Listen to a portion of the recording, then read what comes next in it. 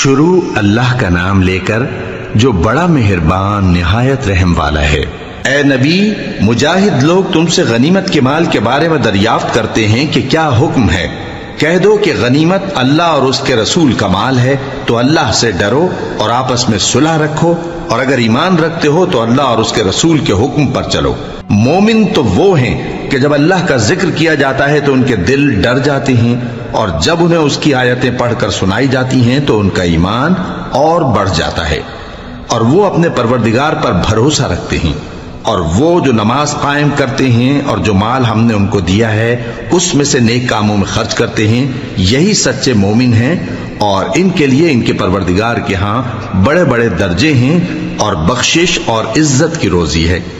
ان لوگوں کو اپنے گھروں سے اسی طرح نکلنا چاہیے تھا جس طرح تمہارے پروردگار نے تم کو تدبیر کے ساتھ اپنے گھر سے نکالا،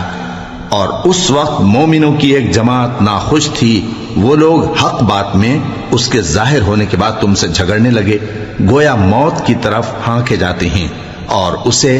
دیکھ رہے۔ اور اس وقت کو یاد کرو جب اللہ تم سے وعدہ کرتا تھا کہ ابو سفیان اور ابو جہل کے 2 گروہوں میں سے ایک گروہ تمہارے لیے مغلوب ہو جائے گا، اور تم چاہتے تھے کہ جو قافلہ بے شان و شوکت یعنی بے ہتھیار ہے وہ تمہارے ہاتھ آ جائے، اور اللہ چاہتا تھا کہ اپنے فرمان سے حق کو قائم رکھے اور کافروں کی جڑ کاٹ دے، تاکہ سچ کو سچ اور جھوٹ کو جھوٹ کر دے، گو مشرک ناخوش ہی ہوں۔ جب تم لوگ اپنے پروردگار سے فریاد کرتے تھے تو اس نے تمہاری دعا قبول کر لی، اور فرمایا کہ تسلی رکھو، ہم 1000 فرشتوں سے جو ایک دوسرے کے پیچھے آتے جائیں گے تمہاری مدد کریں گے۔ اور اس مدد کو اللہ نے محض بشارت بنایا تھا کہ تمہارے دل اس سے اطمینان حاصل کرے، اور مدد تو اللہ ہی کی طرف سے ہے، بے شک اللہ غالب ہے، حکمت والا ہے۔ جب اس نے تمہاری تسکین کے لیے اپنی طرف سے تمہیں نیند کی چادر اڑھا دی اور تم پر آسمان سے پانی برسا دیا تاکہ تم کو اس سے نہلا کر پاک کر دے اور شیطانی نجاست کو تم سے دور کر دے، اور اس لیے بھی کہ تمہارے دلوں کو مضبوط کر دے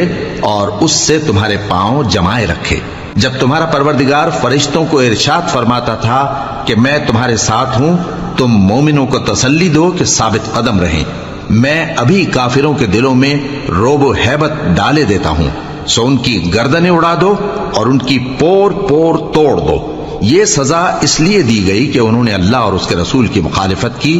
اور جو شخص اللہ اور اس کے رسول کی مخالفت کرتا ہے تو اللہ بھی سخت عذاب دینے والا ہے۔